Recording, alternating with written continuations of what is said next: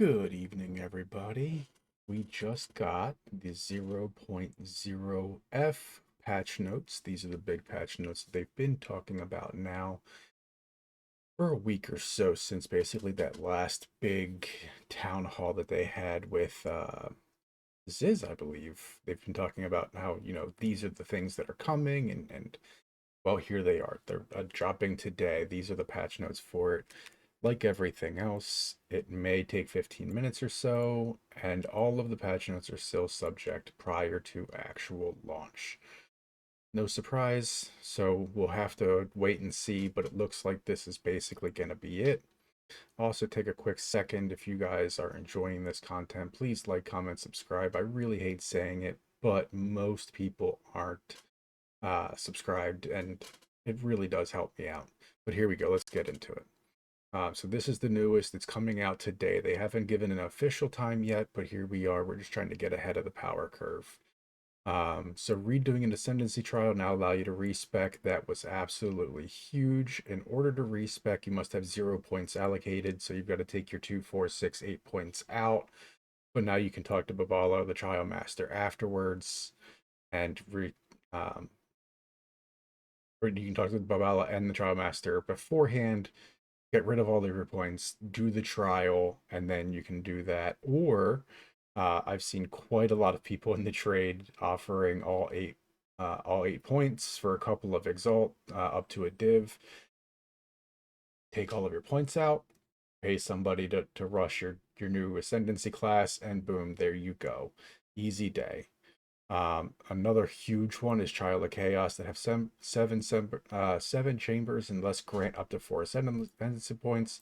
I've dropped 5 here, and the ones that have 10 chambers, the 10 trials, and get all 6 points are now down as well.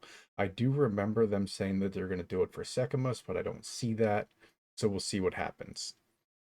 Uh, Belts is a huge one, right? So now they mentioned possibly having 6 slots for charms. It looks like we're not there yet. But belts 30 and above now have a implicit modifier with 1 to 2 charm slots, and you will no longer get there it is. You'll no longer get the explicit modifier, which means you now have room for more modifiers. Um, and then belts with above 60 now have 1 to 3. So perfect, right? Once you're above base level 30, you can always get 1 to 2. It's basically always going to drop, and everything above 60 can be 1 to 3. That being said, they said that with unique belts, there is the possibility of having up to 6. So the Xerfes, Genesis, and Ingenuity belts no longer have the additional modifier, although the ones that currently exist will not have that changed. This belt, I'm not going to try to say that, Bougie Born, has intentionally kept its charm slots because, again, they are going to go to 6. We're just not there yet. Massively increased the values on the prefixes that restore life, mana, and guard when charms are used because, I mean, let's be honest. Who doesn't enjoy being level 70 and getting 3 mana when you use it? Um, you can use a div to do it, or you could just farm a new one, because honestly, why would you spend div on something that may get worse than what you already have? Um, all charm slots, or all charms but the golden charm, have had their maximum charges halved and the charges used halved, making them refill more quickly, which, sure. Um, but I mean, I guess only barely, right? We'll see how it works out. And then the duration of the stone charm has been increased from 2.5 to 3 seconds, which is pretty big, but we're going to get into that one a little bit later for stun too. This one is absolutely massive for me. Putting things away in your stash is an absolute, it just the worst, right? But here you go. So now you can do tablets and trial keys, breeds, expedition, ritual, socketables. All of them will now have their own affinity. So just right click on your map, on your so here you go. If you right click on, say, Gamba, and now it'll have a different affinity, you'll be able to click on whatever you want, and that'll make life a whole lot easier, I think, which I'm here for. Atlas bookmarks, the ability to bookmark locations. You can have up to 16 at a time. You're going to click on it and pick an icon for it. Again, huge, huge, huge. I was doing this earlier. I had found a unique map. If we do the end game here, so I had say this is the unique map that I want to remember where it's at. I'll be able to click on that, put something there, and then run back over here where I was playing earlier, come do this, and just be able to hit that button and go right back to that I had saved with my bookmark. And that's going to make things very nice, especially having 16 of them. Finding, you know, where the unique maps are, finding where your next citadel is. All of that's going to be so much nicer with this. They're going to appear as icons, just like you saw there. So once you scroll away a little bit, you'll get these little icons. It'll make whichever one you want, based on whatever your bookmark icon was, and you'll be able to find them that way.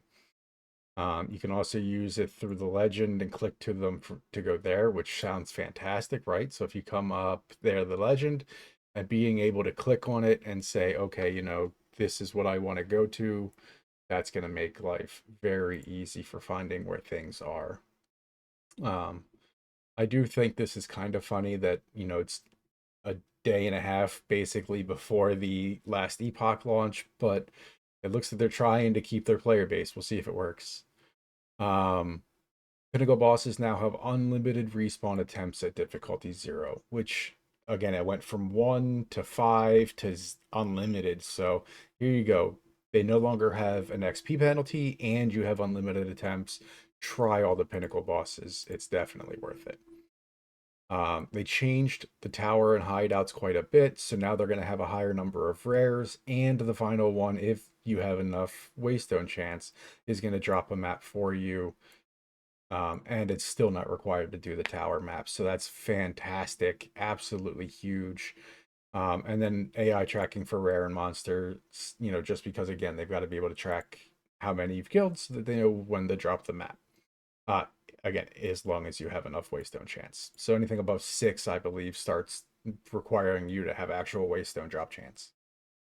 Crafting changes. I mean, it's funny they say that, but here it is. As a new rune tier is unlocked, they're removing the lower ones from the drop pool. This is to stop you getting spammed from lesser runes. Honestly, I don't care because they all go into the recombinant or into the reforge bench. They 3 to 1 and they become the next highest level. So just give them all to me. But it says that overall, past 52, you will drop more greater runes than currently, but lesser at regular runes will no longer drop. So that's it. Awesome. That's the solution, right? Drop me more greater so that I don't need these. However, if that doesn't work out, let's just keep dropping them. I'll take them off my filter if I want, but I want them all.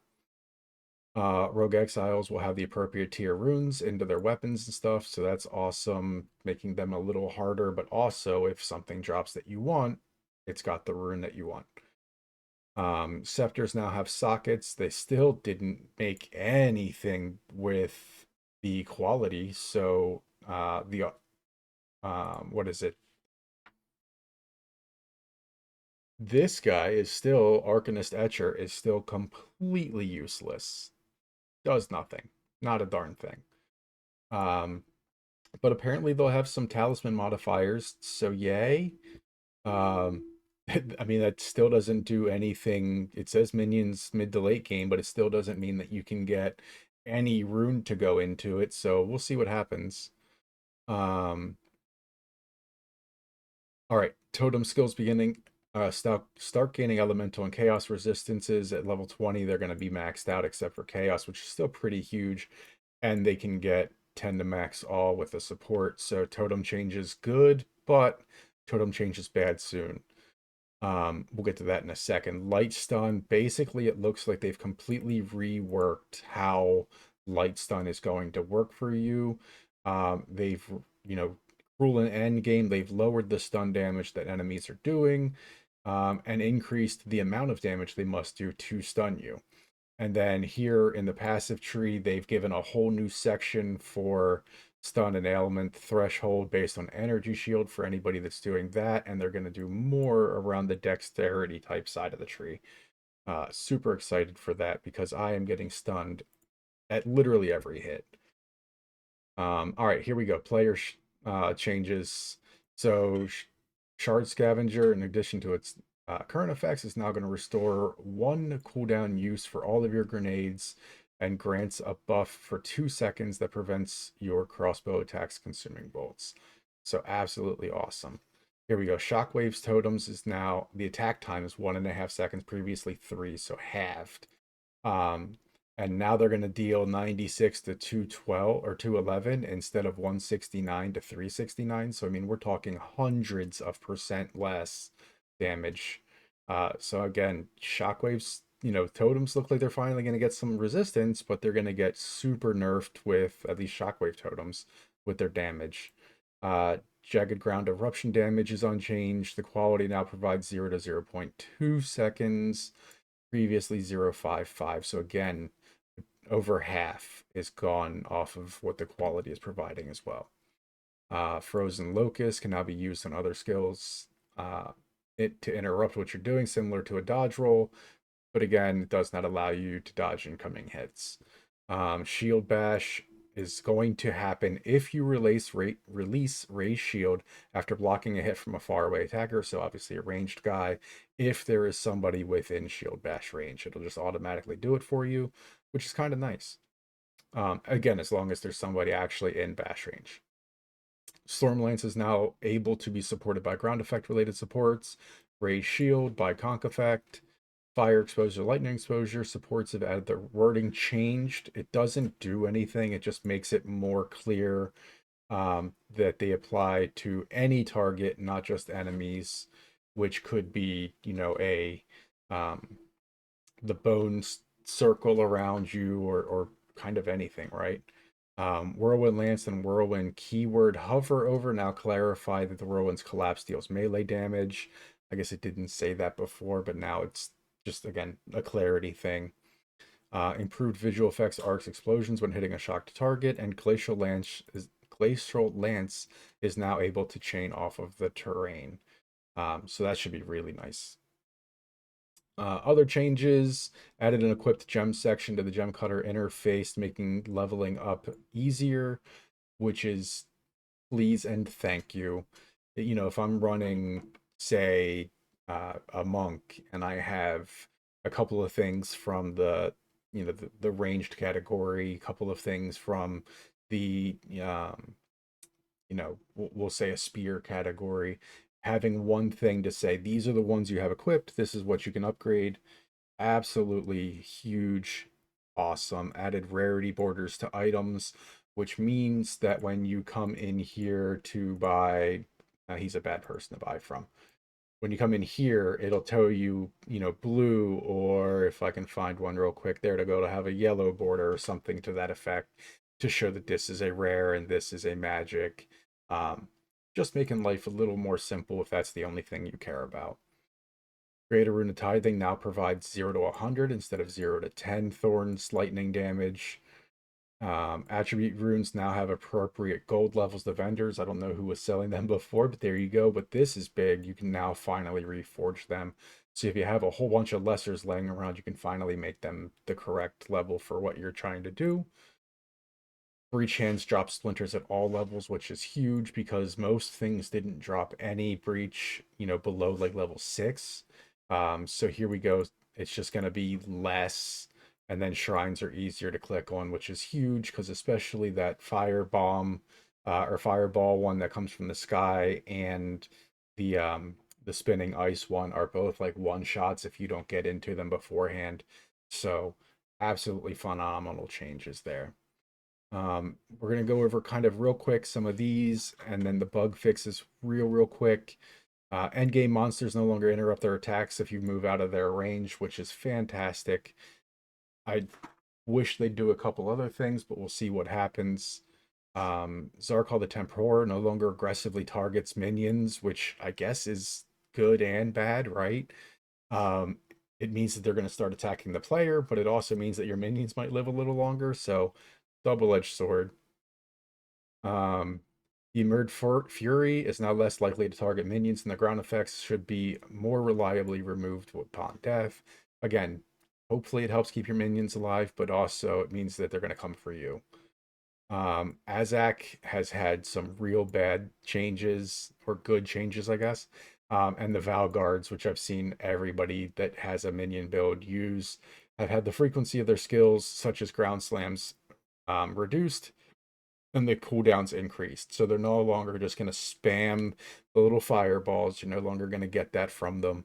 Um, it's still going to happen, just at a slower rate, a more appropriate rate. Adjusted the behavior of the 180-degree cleave by Geonor to prevent them from using the multiple times sequentially, which is kind of okay. His, 180-degree, he would wipe the whole front in front of him. Um, that one's not bad. When I first read this and it said adjusted the behavior of the 180-degree cleave, the only thing I could think of is every time you're against the hyena or a couple other guys that like wind up and are like slammed this way, but if you roll behind them, they slam and they're like, oh, all of a sudden they're behind themselves. That's what I thought. I was like, there's no way a monster should be able to swing 180 degrees and hit me behind it, but that's not what they fixed. Composition of monster packs in the most of Act 3, right, have been adjusted to reduce the number of ranged skills that are being hurled at you, which is awesome. Also changed it in the map areas. The frequency and damage of the ice spiral shard, that's the one I was thinking of. There it is. You know, make that a little bit easier. Again, that one, the lightning one, and the meteor one are all just, they're basically one shots. It's insane. Adjusted the behavior of a bunch of crabs and spitters. The Val form shifter has less damage reduction when in shapeshifted form. Um, I don't remember if that's the one that turns basically into a bunch of bats and flies at you, but that's a pain in the ass too. The fettered spider cleansed monster now explodes on death less often, which, I mean, if they all do it, they do it. Just, I would like to be, consistent. Adjusted the damage by the Goliath and Val Goliath monsters. The Stone Sentinel Slam, the Essence of the Infinite apparently was doing more damage than intended. The Vow Enforcer, again, with how many times it hits, they lowered its damage. Again, just what Mark was talking about. If it's very fast, it shouldn't do a lot of damage. And here they had one that was very fast and doing a lot of damage. So they fixed it. I'm glad that they are keeping to their word. Reconstructor's Lightning Burst skill lowered damage, slightly reduced the damage of the Ravenous Misshapen's Arc skill. Awesome. Um, and then these are basically a couple little bugs that were going on that, they mostly fixed. The only one I think that I really was looking at was this one, where if you have a corrupted modifier to your Bind Spectre or Tame Beast gem, you could potentially lose it upon binding or taming, which doesn't make sense. So they fixed that. Um, some of the ballistas weren't displaying totem life and stuff like they're supposed to. Just little things. Um, Apparently, if you were getting 1% of your evasion as armor at all times, I don't know how they were doing that. Honestly, I don't care, but they're fixing it. So if you were getting that, you're not anymore. Um, Enemies chilled by hits and take more damage were actually getting reduced damage. Awesome. The blacked out unique body armor might go up in price because it was removing mana, even though you had, or if you had the eternal life ascendancy, which means you can't take life damage if you have energy shields. So here they were taking mana, and that wasn't supposed to happen. Um, Disengage was failing to do a shockwave sometimes. They fixed that. Drain ailments wasn't doing what it's supposed to. They fixed that. Again, they fixed drain ailments. Um, Embitter didn't apply to damage that was gained as extra damage. They fixed that. Firestorm not triggering Shard Scavenger. Volcanic Fissures did not cause an aftershock when the slam was used on it. Staggering Palm wasn't working. I mean, we kind of saw that from the beginning, right? That and the Chalupa, the monk was just not doing well. Chaining and returning projectiles could desync. Yay, that's always fun. Um, Again, Smithic was just problem after problem. Um, Apparently, if you died during a map that gave you a curse like Temporal Chains, that would remove itself. They fixed that. Where attributes and stuff couldn't go into wands and staves, but again, like it, is what it is. Now you can chance unique charms. So if you have a white one, you can now chance it. So that should be fun. Um, don't hurt the bear. The Asmiri spirit for Spirit of the Bear was targetable. Please don't hurt the bear. Let the bear hurt you. Um, the shaman monster would not use most of their skills when they were a specter, but they will now. So that should be good to go. Hopefully, um, some modifiers were not being displayed on wands and staves. Again, wands and staves have just had no love, and I feel kind of bad for it, especially now that I've stopped playing. But that's most of the biggest stuff, right? Some of the stairs that are coming back. Whirl and Slash visually remained when you leveled it up, which again is very weird. Just a bunch of little stuff like that. But yeah, there it is. GGG is, trying a last ditch effort to retain their player base before Last Epoch launches in, basically 30 hours, 36 hours. So it looks like it'll be fun. I'm gonna give it a try tomorrow once I'll download it tonight. We'll be live again tomorrow morning at about 9 Eastern. So please swing by and hope you have a great night. Bye.